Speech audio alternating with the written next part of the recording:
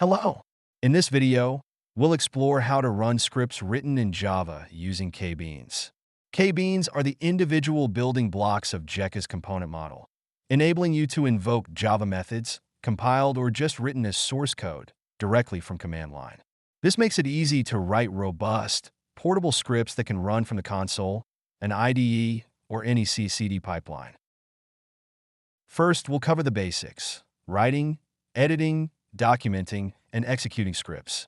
Next, we'll explore integrating third-party dependencies and managing multiple scripts. Then, we'll demonstrate how effortlessly you can switch between Java versions. After that, we'll see how to unit test parts of our script.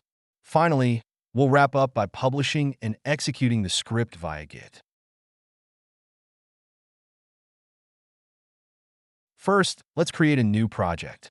Keep in mind that you can also use Jeka scripts alongside any existing project. The IDE scaffolds a skeleton project with a ready-to-use script.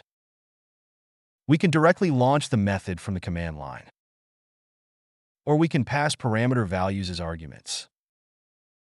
It's also possible to set parameters by editing the jeka.properties file. We can edit and run the script without requiring an explicit compilation step from the user. We can also run the script method directly from the IDE, which is really convenient for debugging and testing changes quickly.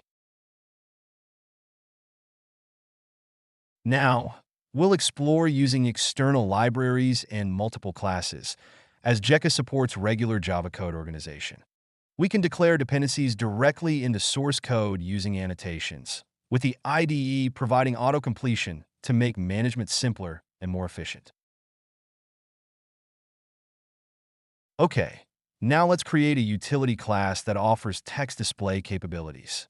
There are no limitations on the code structure. This class uses the JFiglet and Guava libraries that we have imported.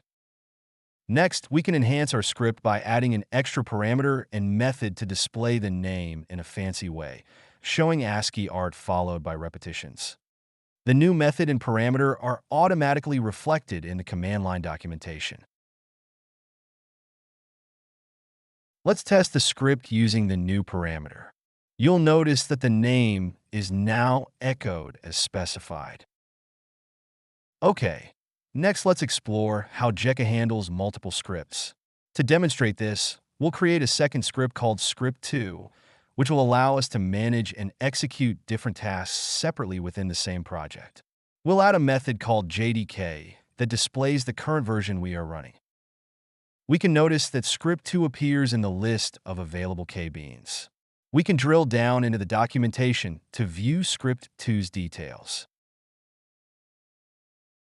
When running the method, we must explicitly mention script2 Jeka to the correct K-bean. This is not needed when invoking a method from the default K-bean, which is the first one found in the Jeka src folder. The method displays that we are running JDK 21 from Eclipse Adoptium. From here, we'll see how easily Jeka lets us switch JDKs.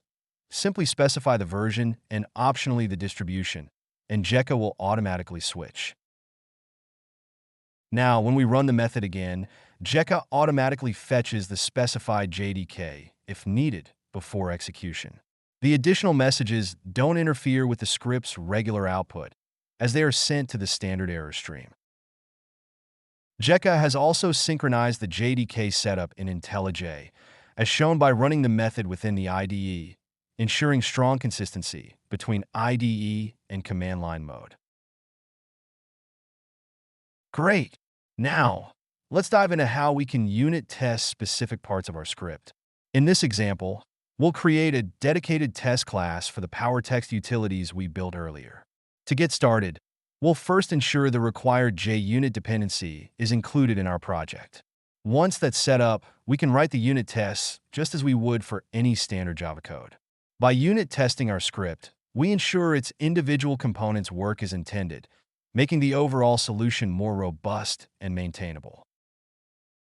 Jeka provides a K-bean method to run all tests in the Jeka src directory.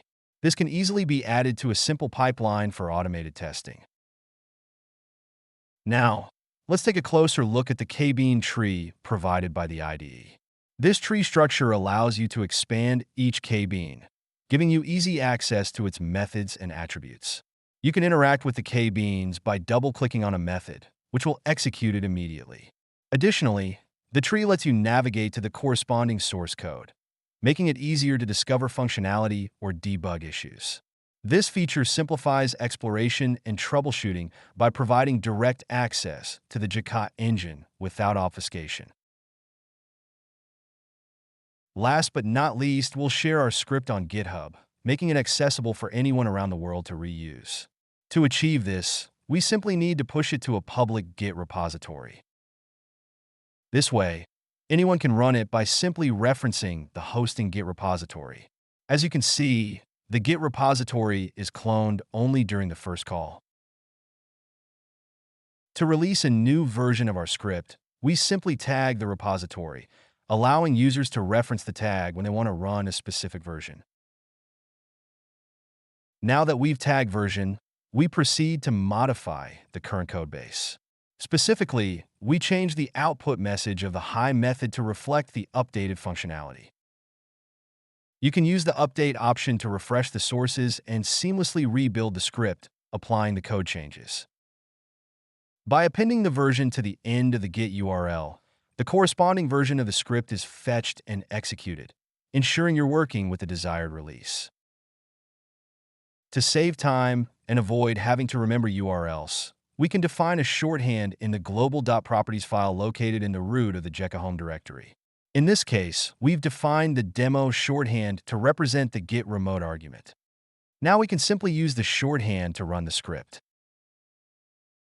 The list of defined shorthands is displayed when the doc option is invoked.